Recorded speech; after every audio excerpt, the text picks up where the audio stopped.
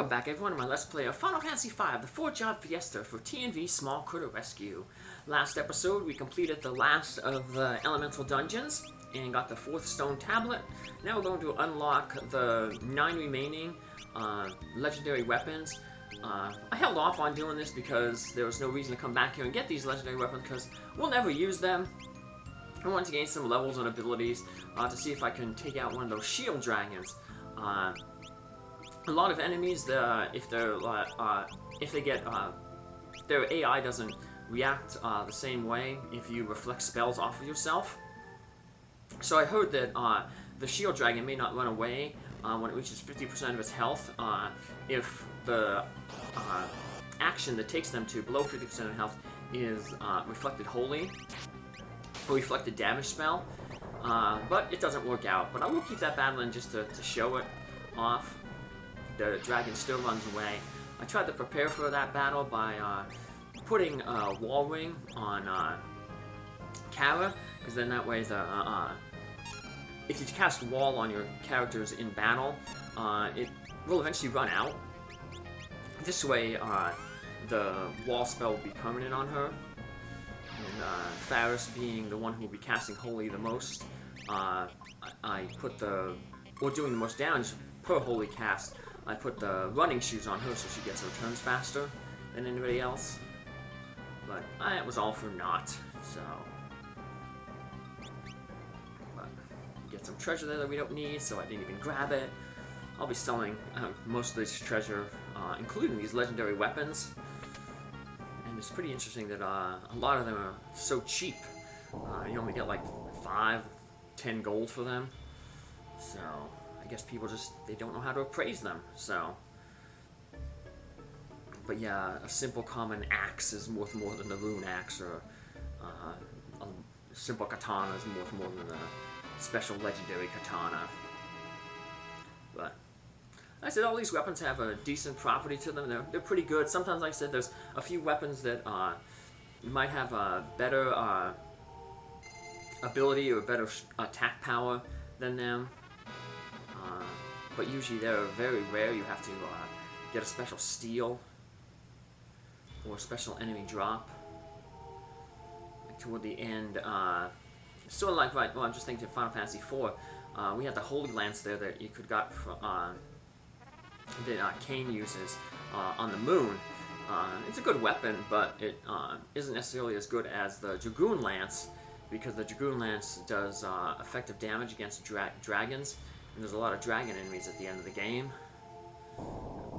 More dragon enemies than enemies that are weak to the holy element. So you can actually get dragon spears, which are steal from a crystal dragon in the final dungeon.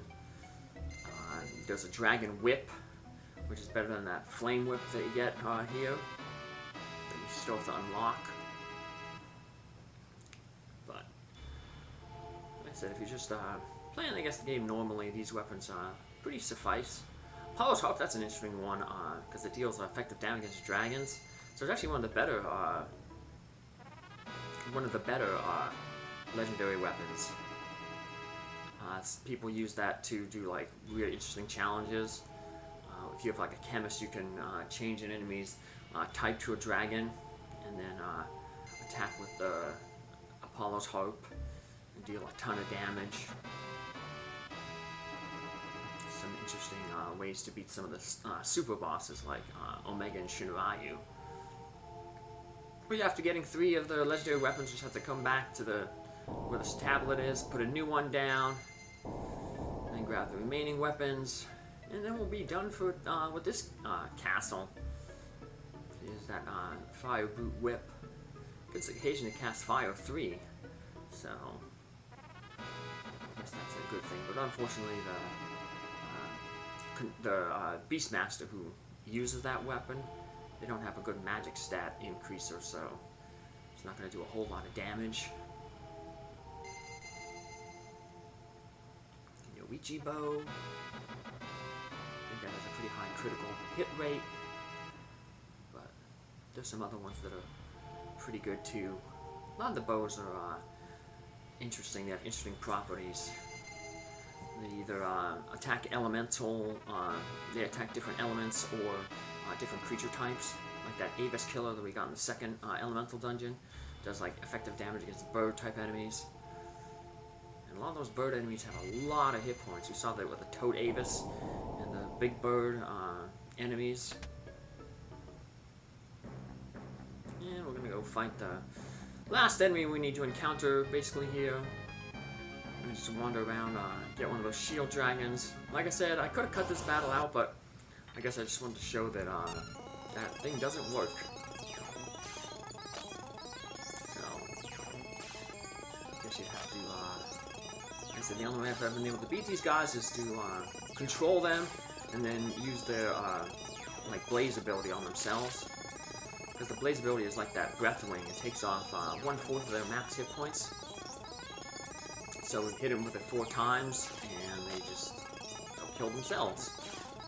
But yeah, see, we got it down to half its health, even with the reflected spells, and it just ran away. So we don't get we get ability points, but no experience. Those guys are worth some pretty decent experience. So if you do have a controller, that's a pretty decent place to farm job points and get experience. Let's just re-equip all our characters with the running shoes so we get a whole bunch of extra turns. Because we will be doing some fighting, even though we're not really going to any dungeons in this episode. We still got some fighting to do. We're going to be heading off to the sea to encounter the remaining sea enemies. And then also we'll get the Black Chocobo and head to that desert where the Phoenix Tower and the Northern Mountain are. There's a few enemies there that we want to meet. So we'll only need a few of them because the desert's so big. It's kind of like it has 2 encounter areas, and basically to the north there's 1 encounter area, and then in the south there's a different encounter area that has the one monster, this kind of like big-eared worm. And that's only in the southern part. We're not going to go to the southern part. We're just heading toward the northern part. Because the southern part, that's where the Phoenix Tower is. And the Phoenix Tower is a pretty long dungeon. It's 30 floors high. That's what makes it long. But it's similar to the Wars Tower and the Barrier Tower. And each floor is really small, and you can get through it real quickly. But the problem is that you know, it's 30 floors, so even 30 short floors takes a while when there's so many floors. That I think can also be a little bit annoying because it has a lot of the enemies in there use a lot of status effects, but they do have some good drops. So we'll be able to use the Thief Knife to steal 2 more wall rings off of one of the enemies. And some of the enemies drop dancer-related equipment. There's the tiara that we could have bought in Mirage. That increases the chance of the sword dance being used from 25% to 50% chance because it removes the tempting tango. There's 2 other pieces of equipment. There's the rainbow dress that does that, and then there's these shoes. But we don't want the tiara, obviously, because then that prevents us from using the ribbon. And the ribbon is much better because it prevents all those status ailments. So we want to really need the dress. That unfortunately we can't get from a steal. We'll have to get that from a treasure chest in the final dungeon. But we could get the shoes that increase the dance. Yeah, all 3 of those pieces of equipment remove the tempting tango from the dances. From the choice of being a dance, and when you were to get a tempting tango, you'd get the sword dance instead. So here we are. These enemies, they're basically to the southwest of Jakol. There's just an area around there where you can run into all the different enemies. So that's the best place to just farm them. Because in some areas you can only get like these Armors and these water Geomancers. But if you come around this area, you can get all 4. So, yeah, it doesn't take me too long to get them all. I'd say maybe like 10 minutes I managed to get the remaining 4. Luckily, a lot of them are very, very weak, so we don't even have to worry about using the magic sword. light bolt 3 sword that would insta-kill these guys, but like I said, a lot of them are so weak that we'll be able to defeat them just with regular attacks. So, arm on. The only one that's really, really annoying is this like lady who's like floating in like flowers. I really despise that enemy. I'm gonna run into a lot of palette swap of them in the Phoenix Tower. They're one of the ones that drop those dancer equipments. But they're annoying because they use status ailments and they have a lot of hit points, so they take a while to defeat down.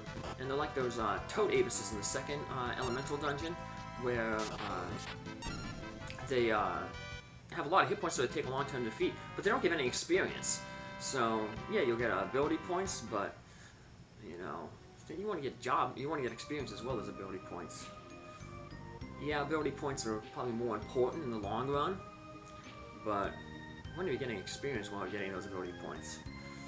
That's the only bad thing about the final dungeon, the final area, the final encounter zones in the game. All the enemies there, they get massive ability points, but no experience. So it's actually hard to grind for experience in this game.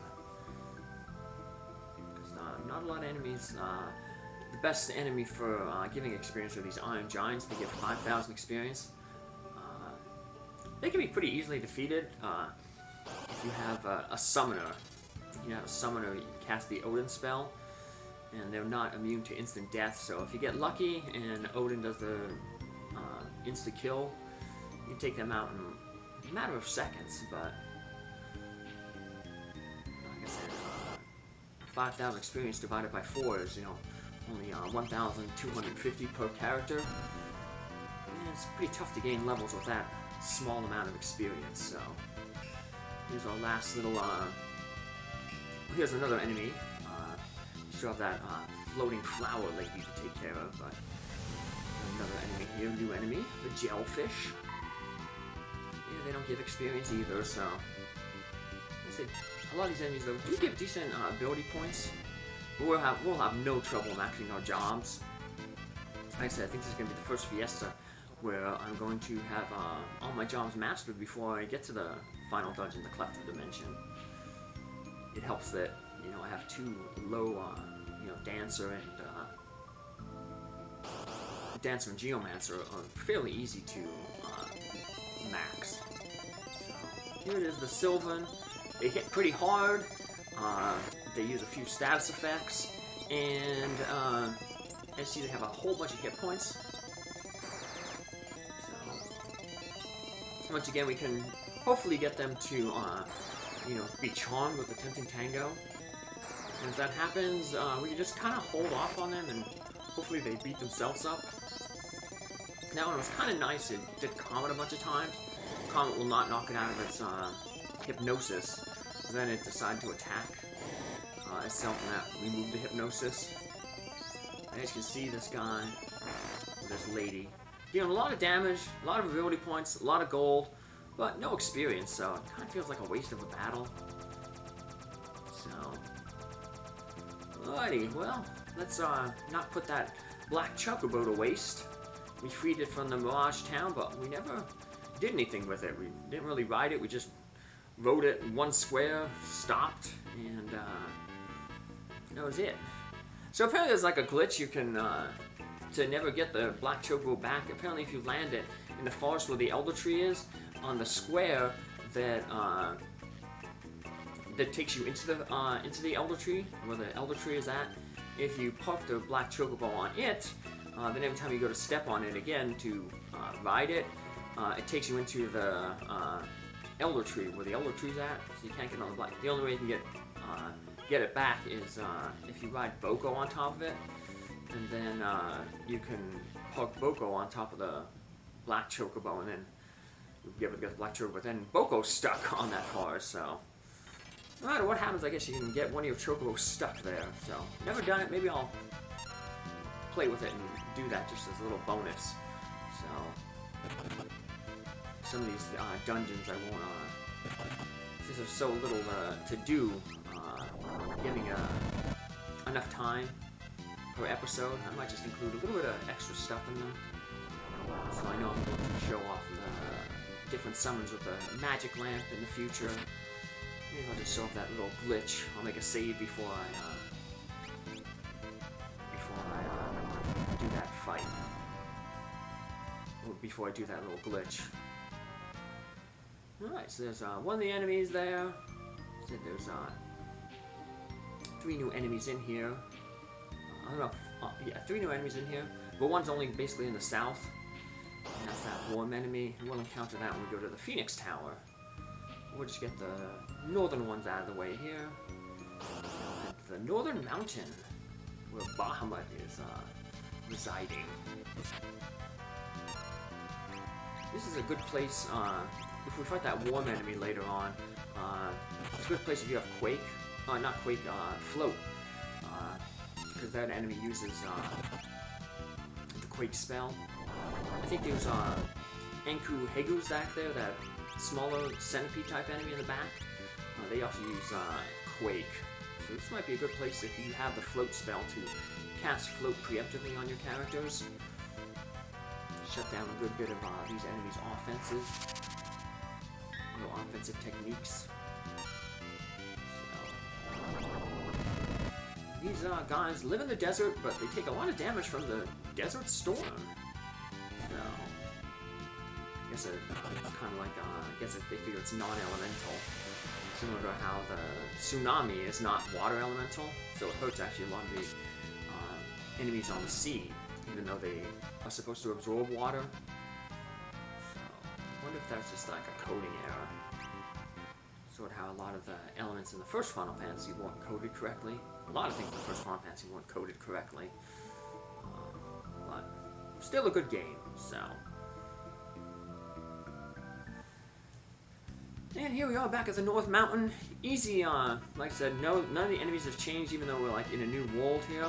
So, still the same old, you know, Gale Cat enemies, Vox Slugs, and those block enemies. So, very easy to defeat. So, yeah. Bahamut might be a totally different, you know, thing altogether. But luckily, Bahamut, we don't meet him until we get to the summit, where we got to heal you in the first world. And we had that save point right before that, the one where we fought Magician Forza, the bounty hunters who were looking for the Hiryu horn. So we'll be able to save. So if things go bad in the Bahamut episode, in the first Bahamut fight, well, you just won't see it.